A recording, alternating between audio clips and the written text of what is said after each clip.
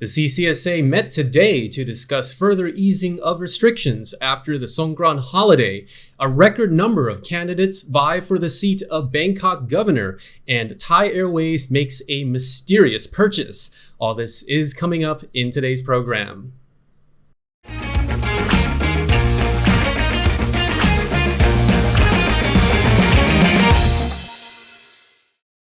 You're watching Thailand News Today, bringing you the latest top stories in Thailand and beyond. My name is Jet Gunther, and in our first story, the CCSA has announced today that they will hold off on adjusting the current entry restrictions for foreign travelers to Thailand until after next week's Songkran Festival, as they continue monitoring the spread of COVID-19 in the country. After today's meeting, CCSA officials said they plan to adjust their measures in May, depending on the COVID situation after Thai New Year celebrations. Possible changes to the current entry restrictions may include requiring fewer documents for the Thailand pass, reducing the mandatory insurance coverage, fewer conditions for test and go, and decreased quarantine periods. Meanwhile, the CCSA said that Thailand is able to manufacture ATK test kits domestically. Currently, Sirirat Hospital, together with the private sector, has developed the process to produce some 200,000 test kits per month. But the Thai Prime Minister reportedly wants to increase the monthly output to 1 million, saying it is possible to do so. Well, speaking of ATK tests, I'm not sure who needs to hear this, but you should not use the liquid solution as eye drops. Thai netizens are passing around this warning, claiming that a harmful chemical compound called sodium azide found in ATK test kits could make people's eyes go blind. The Anti-Fake News Center of Thailand, together with the Department of Medical Science, has investigated the claim and confirmed it to be accurate. The Department of Medical Science has shared that sodium azide is in fact included in tubes of lysis buffer, which is used to break open cells to analyze them for traces of COVID-19 RNA. But if used incorrectly, the chemical solution could also cause blind eyes or itchy skin. Moreover, the solution could be fatal if consumed, depending on the amount. If it is accidentally spilled on the skin or eyes, the department suggested washing it off with clean water and visiting a doctor if irritation persists. It's not the first time the Anti-Fake News Center of Thailand has taken on groundless social claims about COVID-19 and standard testing procedures. Last month, the center debunked a report making rounds on social media that taking a deep nasal swab could damage your olfactory nerve and render your sniffer useless.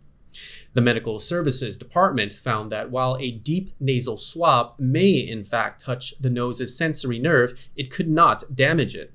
There's also no evidence suggesting that a deep swab could cause you to lose your sense of smell. Following a record registration of 31 candidates for Bangkok's gubernatorial election, Prime Minister Prayut advises the future governor, probably not from his own party, to continue solving the city's problems. Prayut offered a few pointers on several pressing issues, including Bangkok's drainage system and population density, issues so pressing that his lackey governor hasn't addressed them yet. Prayut said in order to fix Bangkok's drainage system, the city's canals will have to be dredged. Pollution in Bangkok canals has for many years made the surrounding air smell foul. Meanwhile, stagnant water creates breeding grounds for those nasty black and white mosquitoes that spread dengue fever. To mitigate the situation, the Department of Drainage and Sewage is poised to open up the Ong Ang Canal's drainage system to increase water circulation into Bang Lampu Canal. The department hopes that improved circulation will quell the putrid smell of sewage in the area, rather than just spreading the pollution to other areas. In his advice to the next governor, Prayut added that illegally built houses were another step to take in fixing the drainage system. Another key issue Prayut has offered advice on is population density in business zones. Prayut argued that business zones should expand to outer areas so that people are not too densely concentrated in inner Bangkok. Prayut warned that most, if not all, of Bangkok's issues will require public hearings and approval by the city's residents in order to be solved. Bangkok's gubernatorial election is scheduled to be held on May the 22nd. This will be the 11th gubernatorial election in Bangkok, the first one held in 9 years. Choose your trip to your favorite island with 5-Star Marine. Go to 5starmarinephuket.com. One inventive candidate for the Bangkok Metropolitan Council has come up with a new design for campaign ads, saying his transparent banners would reduce car accidents. The candidate said such banners would not block the visibility of drivers as they can see through the clear plastic material, unlike traditional banners. However, Thai netizens who have been keen on clearing the city's sidewalks from ad campaign obstructions say the new style of banners still block the sidewalks anyway. With the elections for Bangkok governor and the Bangkok Metropolitan Council coming up, almost every sidewalk in Bangkok is now littered with those colorful campaign ads showing the pictures, numbers, and political slogans of each candidate. Many Thai netizens have shared their opinions online about the latest crop of banners, complaining that they're blocking the sidewalks and wasting resources.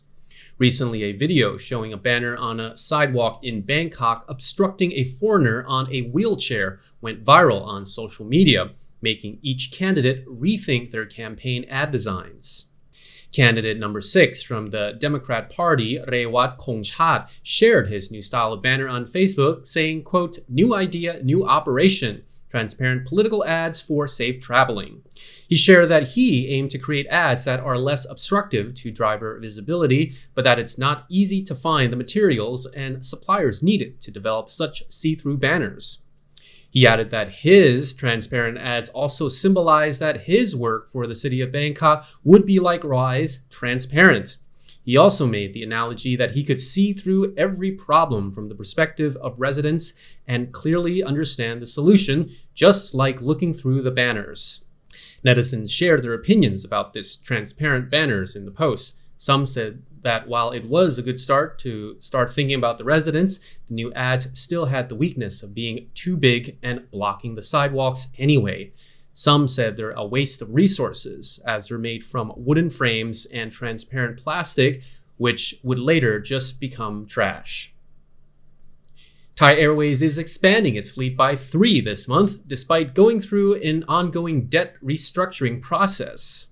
The airline is in the process of selling 45 unused jets, yet they are leasing 3 Boeing 777-300ER aircraft this month. 2 of the leased aircrafts, adorned with Thai Airways paint jobs, landed at Bangkok's Suvarnabhumi Airport on April the 5th, and another is expected to arrive later this month. So why would a financially troubled airline, technically bankrupt, lease 3 new expensive aircraft while also selling off its excess fleet? Well, apparently the aircraft will first be deployed on the airline's Bangkok-London route and will later serve other long-haul flights. Thai Airways will pay the lessor a monthly rate that will further be negotiated to meet the company's financial rehabilitation process. Costs will be calculated based on how many hours the aircraft will be used. Thai Airways already has 16 of the Boeing 777-300ER aircraft. ER stands for extended range, as well as a fleet of recent Airbus A350 aircraft that also serves the international long-range market with a twin-aisle plane and 300-plus seats. In 2021, the cash-strapped airline announced plans to sell 45 planes, leaving them with just 58 aircraft, and cut nearly a third of its workforce to save money.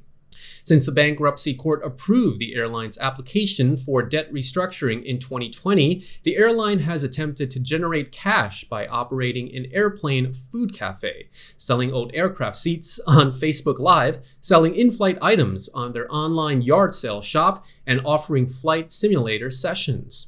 So the choice to lease 3 new aircraft is a puzzling one. The Thaiger isn't sure the airline really needs the aircraft. The Bangkok Post reported that the aircraft will be used, quote, to meet the growing demand for flights, since more tourists are flying into Thailand after the recent ease of entry requirements. But the airline is hardly swamped with customers, as total traffic, measured in revenue passenger kilometers, is still down 45.5% since February of 2019. Also, there are currently plenty of parked Thai Airways jets gathering dust at Suvarnabhumi Airport. The Thaiger estimates the number of parked, unused Thai Airways planes to be as high as 30 this week, and does a head count of the Thai Airways graveyard twice a week. Flights into Thailand as of the first week of April are up to 90% down when compared to pre-2020 traffic. So unless there is something special about these newish Boeing 777-300ERs being leased, well, Thai's previous Boeing 777s have featured a business class cabin, but never a first class cabin. As well as state-of-the-art entertainment systems, the 3 leased aircraft are each equipped with 8 seats in first class. The Thaiger wonders which VIP will be sitting in those first class seats. And that's all for the report. Thailand News Today will be back on Monday. Meanwhile, you're not up to date on the Thaiger.